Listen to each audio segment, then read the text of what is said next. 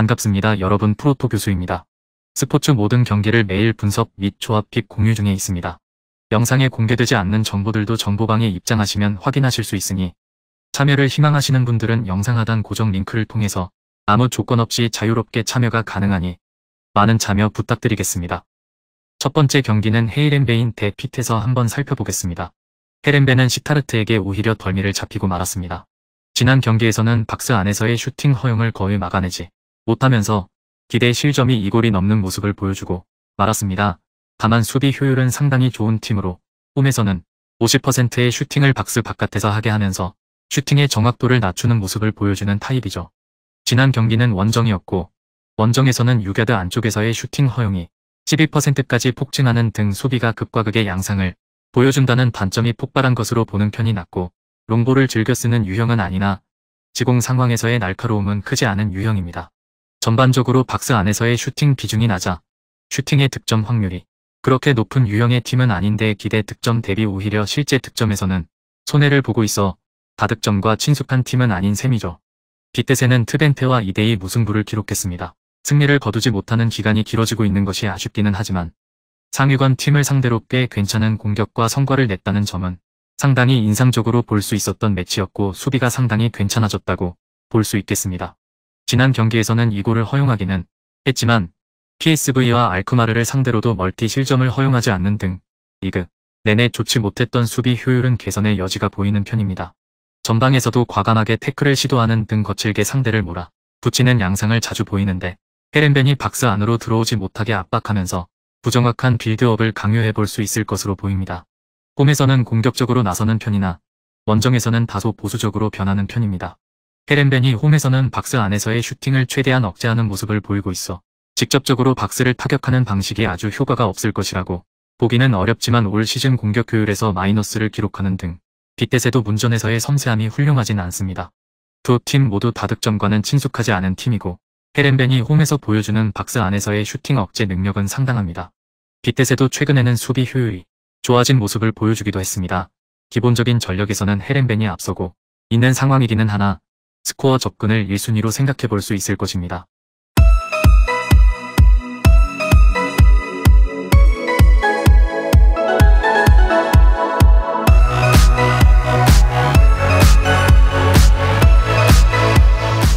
두 번째 경기는 알크마르 대 위트레흐트 한번 살펴보겠습니다. 엑셀시오르는 위트레흐트에게 석패했습니다. 실리적인 운영을 하는 팀에게는 나름 적응력이 생겼고 위트레흐트의 공세도 어느 정도는 잘 버티는 모습을 보여주었지만 전력의 차를 모두 메우지는 못했습니다. 아약스는 실리적인 운영보다는 본인들이 경기를 주도하는 과정까지 신경 쓰는 팀이라 엑셀시오르가 크게 밀릴 것이 자명한 상태죠. 최근 5경기 중 실리적인 운영을 하는 팀에게는 지더라도 한 점 차의 석패 양상이 많았지만 알크마르에게는 1대4로 패하는 등 정교하게 전진하는 팀을 상대로는 맥을 추지 못하는 모습을 보여주었습니다. 그나마 롱킥으로 상대 뒷공간을 노리는 방식을 염두에 둘 만한데 오픈플레이보다는 세트피스 비중이 상당히 높기 때문에 데드볼 상황이 아니면 엑셀시오르가 힘을 쓰기는 어렵습니다. 아약스가 올 시즌 공중볼 경합 성공률에서 리그 3위로 생각보다 데드볼 상황에서 상당히 강한 모습이라 엑셀시오르가 상성이 매우 밀리는 상대를 만났다고 보는 편이 낫습니다. 아약스는 리그에서는 6연속 무승부, 순위는 5위까지 떨어져 버렸고 현실적으로는 우승보다는 3위를 확보하면서 유로파리그 진출을 노리는 것이 더 나아 보일 정도죠. 공격진이 질병으로 인해 대거 이탈한 이후 공격력이 매우 크게 떨어졌고 최근 5경기에서 아약스가 멀티 득점을 기록했던 경우는 한 번뿐이었는데 그나마도 하브리그 팀과의 컵대회 경기였습니다. 수비적인 성과가 좋은 팀들을 많이 만나기는 했지만 지난 경기 상대인 볼렌담을 상대로도 1골에 그치면서 비기는 것으로 볼 때 아약스의 일정보다는 경기력에 문제가 생겼다고 보는 편이 낫습니다. 대부분의 경기에서 점유율로는 압도하는 모습을 보여주고 있고 지난 경기에서는 점유율이 83%까지 치솟는 모습을 보여주기도 했습니다. 90분 내내 경기를 압도할 수 있을 것으로 보이고 지난 경기 실점도 오픈플레이 상황은 아니었던 만큼 세트피스 정도만 조심하면 안정적인 후방 제어 능력을 기대해 볼 수 있습니다. 아약스가 우세한 경기를 치를 것은 분명한 상태, 엑셀시오르가 실리적인 운영을 하는 팀에게는 강했지만 빌드업 체계가 안정적이고 중원이 강한 팀을 상대로는 맥을 주지 못하는 경우가 잦았습니다. 아약스의 공격진 활약이 변수이기는 하나 아약스가 크게 흔들리는 경기를 하지는 않을 것입니다.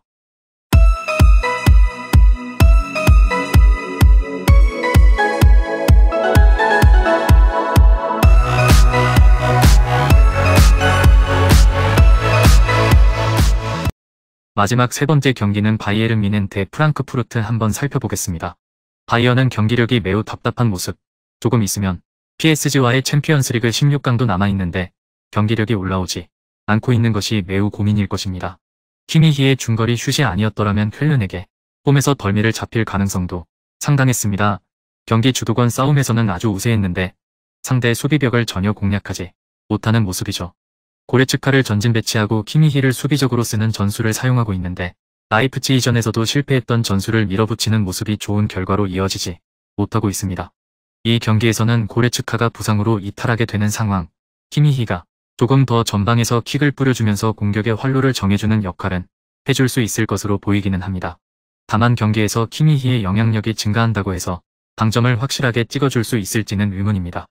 사네와 그나브리의 폼이 지난 경기에서도 이어진 것이 매우 걱정스럽고 그나마 사네는 온더볼로 제 역할을 해주기는 했지만 그나브리는 결정력과 기회 창출 두 방면에서 모두 실망스러웠습니다. 프랑크푸르트는 프라이부르크와 1대1로 무승부를 거두었습니다. 아쉬운 결과이기는 했으나 상대가 강호인 프라이부르크였기 때문에 승점을 따는 것과 무패 행진이 이어지고 있는 것에 의미를 두어야 할 듯합니다. 무한이의 영입으로 공격진이 강화된 것이 상당히 큰데 사실 지난 경기에서도 점유율은 잡았지만 상대 수비에 막혀 기대 득점은 0.18골에 그쳤는데 그 와중에도 무한이가 골을 넣으면서 오히려 기선을 제압하는 모습을 보여준 것이죠. 지난 시즌에는 보레가 압박 원툴의 역할만 해주면서 측면에 배치된 코스티치에게 공격을 대부분 의존했다는 것과 비교하면 확실히 중앙에서의 힘이 더 괜찮아진 상황입니다.